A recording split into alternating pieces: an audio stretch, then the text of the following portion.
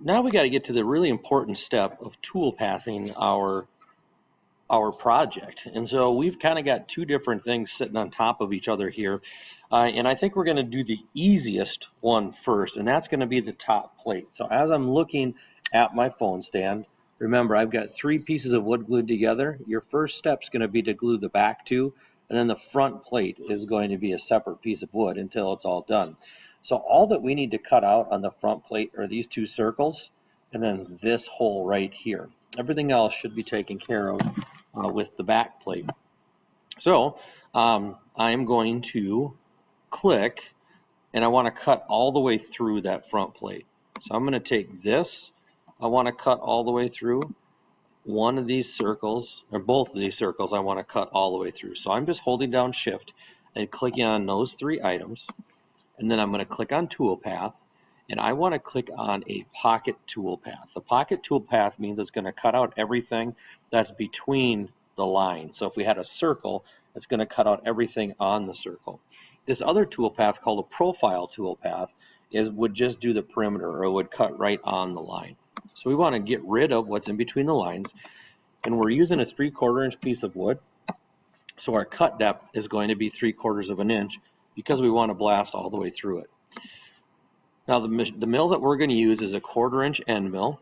If a 1/4 inch end mill isn't an option for you, but it probably should because it's one of the most common tools that we use, we can do the add a tool, and then we would put all of these numbers in.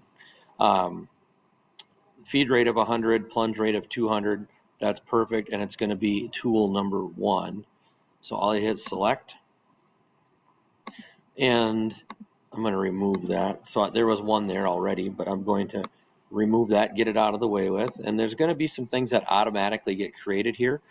3 passes is great. We don't want to blast all the way through this in one pass.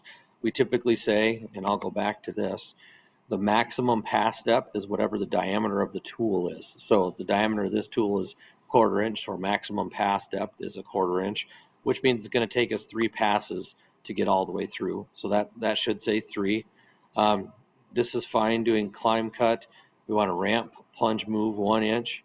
And then I'm just going to call this phone and speaker holes and hit calculate. And so the lines that we see here, the blue lines are the path that the tool is going to take and actually cut. And we can see that it's going to do it 3 times. When I go on the angle here, we can see that this is my first cut, my second cut, and my third cut. The red lines is just where the tool is moving between cuts. So we see I think we're going to start here, and then we're going to go here, and then we're going to go here to make those cuts.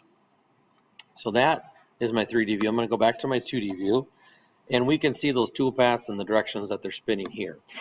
I'm going to go back here and uncheck tool paths. I think it gets a little bit muddy if it's all selected. And what I'm going to do to make my life a little bit easier now is I'm just going to move these out of the way, because I don't want to confuse them with the next tool path that I've got to make.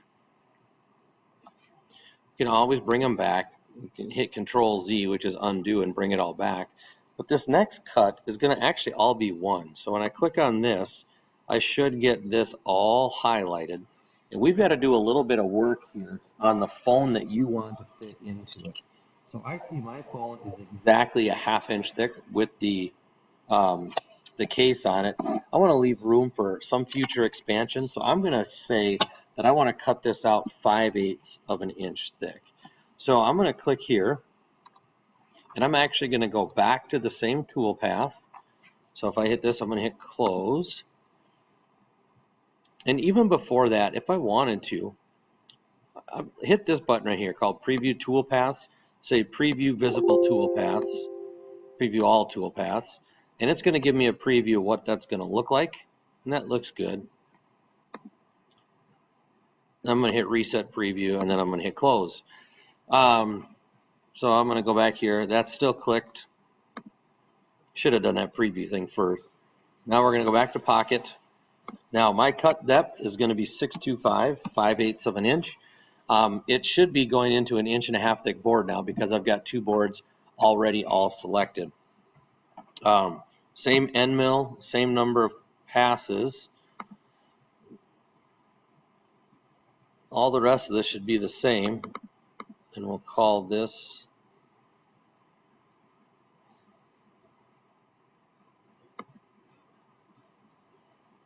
pocket 1 is fine. Hit calculate. Okay, so it's saying right now that these vectors aren't joined. It gave me an error message. I'll do it again so you can see what that error message says. One open vector was identified and is being ignored. There are 0 remaining vectors. No toolpath generated. So what that's telling me is that while it looks like a complete circle, it's actually not a complete circle. So I got to come over here and hit join. I can have a tolerance of 1 inch, and I can say join, close. Now it should all be joined. If I come back here and hit calculate, there we go. But do you notice a problem? The problem that we're having is it's cutting out these support pieces for the phone. So let's go back here, hit delete. And I am going to, with this selected, hold down shift and click these two. And let's see if that makes a difference when I calculate this tool path.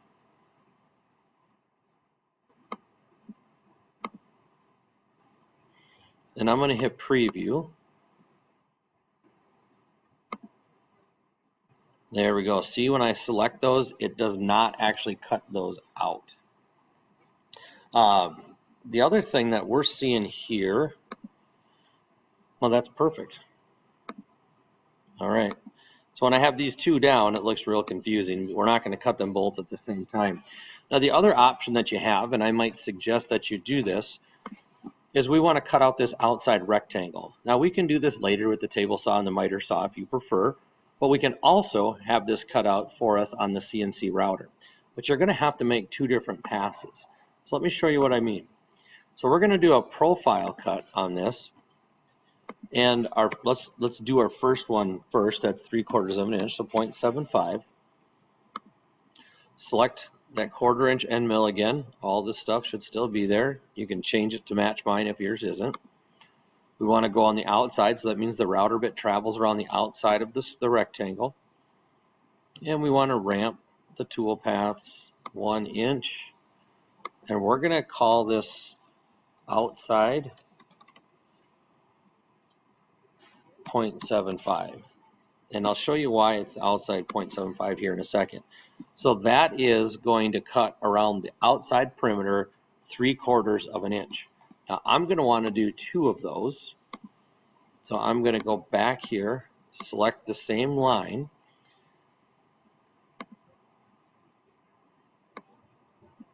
And we're going to call this one outside 1.5. And I'm going to change this cut depth to 1.5 inches.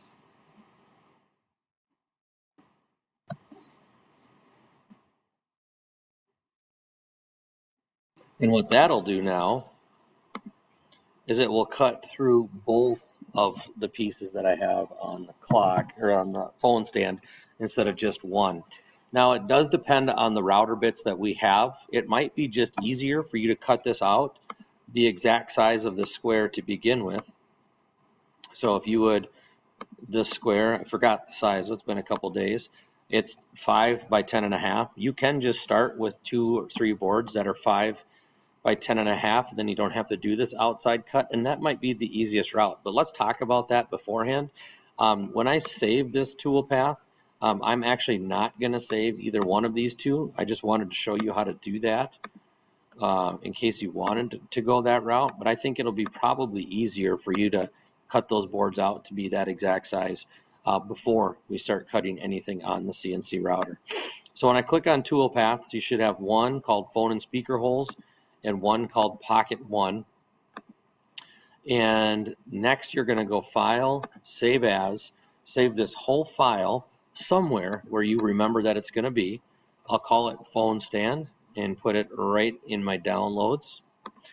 And then I'd like you to go to our Canvas page.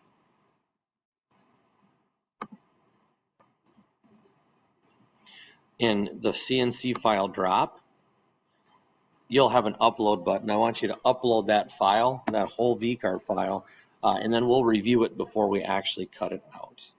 Please let me know if you have any questions, and good luck.